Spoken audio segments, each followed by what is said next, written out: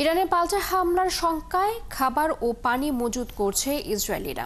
একই কারণে ফাঁকা হয়ে গেছে তেল আবিবের রাস্তাঘাট। এছাড়া যেসব রোগী বাড়ি ফিরে যাওয়ার মতো কিছুটা সুস্থ তাদেরকে ছেড়ে দিচ্ছে ইসরায়েলি হাসপাতালগুলো। এদিকে তেহরানে একাধিক ইসরায়েলি হামলার পর ইরান তাদের আকাশসীমা বন্ধ ঘোষণা করেছে। এতে এই হামলার প্রভাব পড়েছে প্রতিবেশী দেশ ইরাকেও। আরও জানাচ্ছেন ঋতু সাহা। তেহরানে হামলার জবাবে ইরান ও ইসরায়েলে পাল্টা হামলা চালিয়েছে। তবে এর পরের হামলাগুলো আরও ভয়াবহ হতে পারে বলে এমন আশঙ্কা থেকে জেরুজালেমের সুপার শপগুলোয় দ্রুত ফুরিয়ে যাচ্ছে খাদ্য পানি।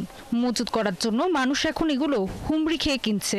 দেশটির সরকারের তরফ থেকে মানুষকে জানানো হয়েছে তাদের সামনে একটি গুরুতর হুমকি রয়েছে, তাই সবাই যেন আশ্রয় কেন্দ্রের কাছাকাছি স্থানে অবস্থান করে।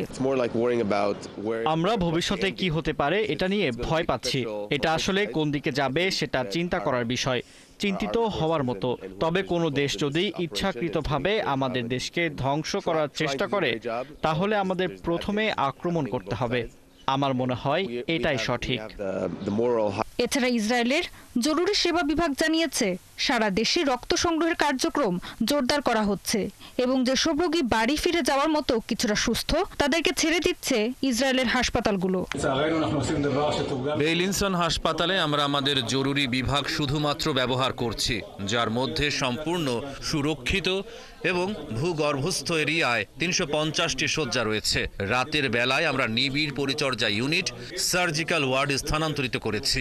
আমাদের একটি সম্পূর্ণ সুরক্ষিত জরুরি কক্ষ রয়েছে এবং আমরা যে কোনো পরিস্থিতির জন্য প্রস্তুত।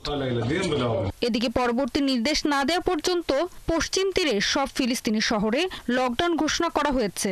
এছাড়া তেহরানে একাধিক ইসরায়েলি হামলার পর ইরান সরাসরিভাবে তাদের আকাশসীমা বন্ধ ঘোষণা করেছে। এই হামলার প্রভাব পড়েছে প্রতিবেশী দেশ ইরাকেও। কাতার এয়ারপোর্টের ফ্লাইট ইনফরমেশন বোর্ডে দেখা যাচ্ছে ইরানের পাশাপাশি ইরাকগামী ফ্লাইটগুলো একের পর এক বাতিল হচ্ছে।